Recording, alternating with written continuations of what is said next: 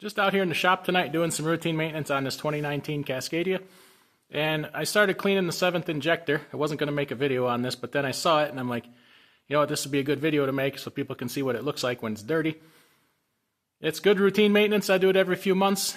It's real simple, real fast. And also, if you get a SPN code 3556 with a FMI 18, this is most likely your problem, so it's good to know how to do this. If it's doing that to you and it's going to shut you down or whatever, and you clean this injector, the code should go away. You do a parked regen, and most likely the code's going to go away on its own. So keep you off the side of the road and get you better performance out of your emission system. I'm just going to put it back together just a little bit so you can see how this thing goes. Sorry, wrong end. And then tell you how to take it apart. Sorry for the poor lighting here. It's late at night and I'm doing the best I can. Alright, just so you can see, just so how it goes.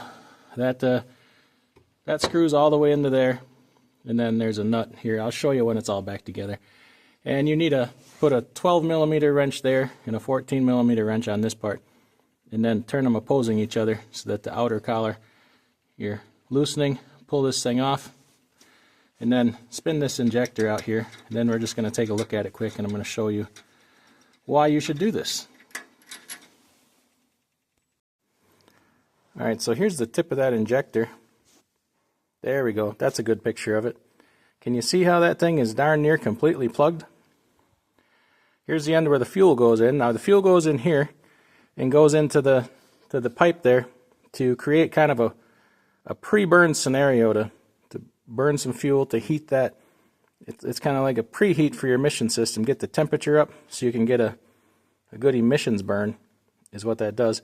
And with that injector plugged like that, you're not going to get very good flow through it, and you're probably going to throw some codes and get poor performance. So you can see, I don't know how well you can see. Sorry, see how that's threaded really long there. It takes a lot to thread that out of there. It goes in real deep. And what I'm going to do is I'm going to take some carb cleaner and I'm going to clean that up real good, and then come back and show you what it looks like when it's not all carboned up. And for on the times that I do this, that I don't take this whole thing apart and clean inside there, I just take a screwdriver and gently poke it through to make sure, you know, there's nothing plugged up in there. Swirl it around a little bit. No need to be rough with it. You can see a little bit of soot on the screwdriver, but it's really not bad. So we know we got it all. If you do this preemptively and do it regularly, you don't have to take this whole thing apart all the time, and I kind of suggest doing that as a preventive maintenance rather than wait till there's a problem.